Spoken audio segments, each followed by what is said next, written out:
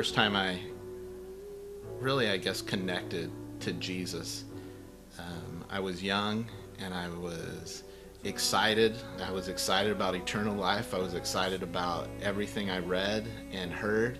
He had somehow captured my heart, and it was amazing. A moon full of stars and astrocar. But then this life that I was promised never happened. I'd read about these people in the Bible and hear the stories about them, and at times I was inspired, but most of the time I just felt guilt and shame for never quite measuring up.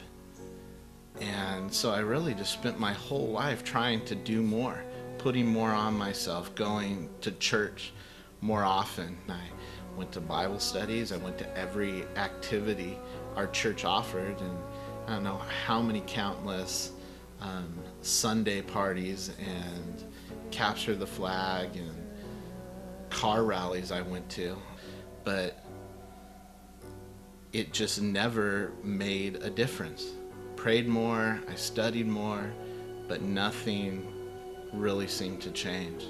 This life of eternal life that he said would be gushing out from inside of me, like a fresh fountain, a spring of water, never happened. And I wanted this life. I wanted this life that God talked about, that Jesus invited me to, that said, you know, come, my burden is light, my yoke is easy. That never, ever happened.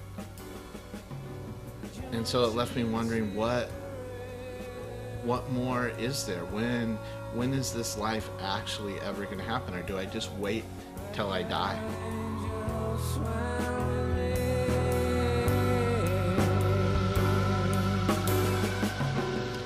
It was hard. This Christian life was hard. And the idea that of Jesus' promise that I would have this well, this gushing up fountain of water flowing from within inside me, it never happened. And I assumed something was wrong with me all the time. And I just needed to do more. If I looked the part, if I acted the part, then somehow I would have this well flowing inside of me. But to be honest, I just felt like I kept falling flat on my face. I can remember a moment when it really felt like everything changed, where a hidden knowledge of who God was and his love and his mercy and the life he had in store for me moved from my head to my heart. A time where everything kind of started to fall into place. There was a time when I was about to leave for a few days, and we were driving up to the mountains to take our kids up to the snow. Maya was whining, screaming. I'm not happy. My other daughter was feeling car sick. Well, we get down to the bottom of the mountain, and of course what happens? My oldest is yelling and screaming, whining, and my youngest throws up in the car. We put her to bed, kicking and screaming, and I was like, I can't say goodbye to her this way. If I'm going to be gone for 5 days, how can we leave like this? So I just went into her bedroom, just laid with her, held her, and I just told her I loved her over and over again. And at that moment, for some reason, everything I knew in my head, everything I knew about God moved from my head to my heart. And I realized that the way I loved my daughter was the same way God loved me. I finally realized the words that come to me, my burden is light, my yoke is easy. Keep company with me, follow me, and I'll teach you how to live this life. It had everything to do with who he was. And that was huge. I've told it to people a million times over, but for some reason, it moved from this head knowledge into my heart.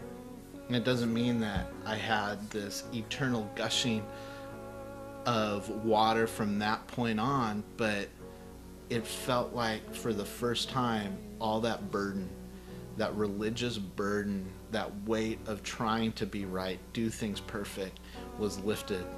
It was like the invitation became real. Dallas Willard says that we're offered an invitation to make a pilgrimage to the heart of God. And Paul says, I'm waiting for when Christ will be formed in you. I have been taking all this time trying to clean the outside of my cup when the inside was completely dirty. And Jesus says, I want to clean the inside.